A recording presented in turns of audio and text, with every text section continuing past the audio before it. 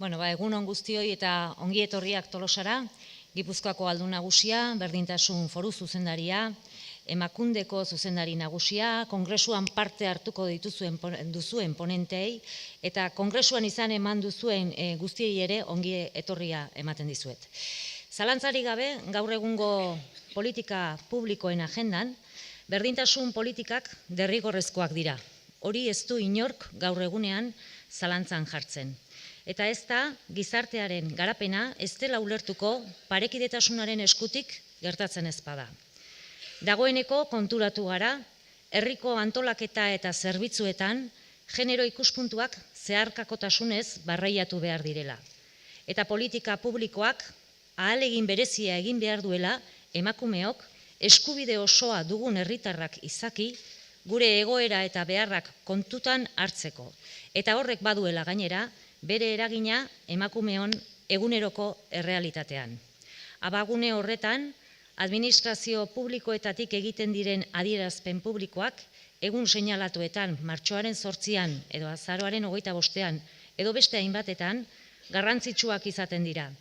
Eta horren baitan, feminismoaren eta berdintasun politika publikoen inguruko nazioarteko kongresu hau mugarri berri bat izango da. Horregatik eskertu nahi diot, bai Gipuzkoako Foru Aldundiari kongresua antolatzeagatik eta zehazki Tolosa izateagatik kongresuaren kokaleku.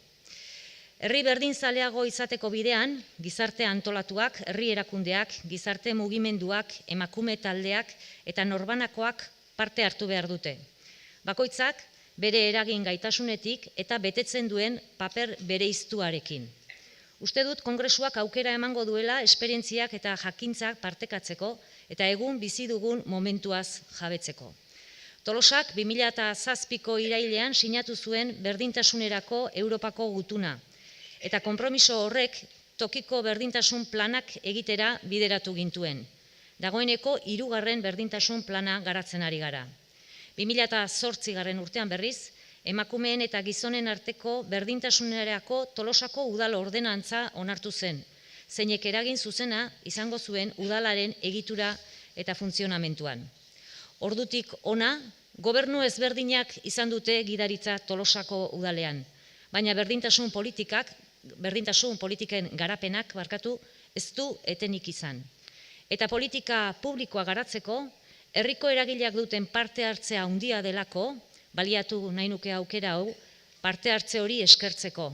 Bai osatuta dugun hezkidetza mailan, bai indarkeri egoerak gertatzen direnerako osatuta dugun protokolo mailan. Eskertu nahi ditut jaien behatokian parte hartzen duten auzotarrak, jabetza eskolan parte hartzen duten herritarrak eta emakume etxearen proiektuan parte hartzen duten emakumeak. Izan ere, berdintasunereko bidea denon artean egin behar dugulako, bestela nekez gertatuko delako. Mila esker guztiei, benetan eskerrik asko zuen inplikazioagatik eta parte hartzeagatik.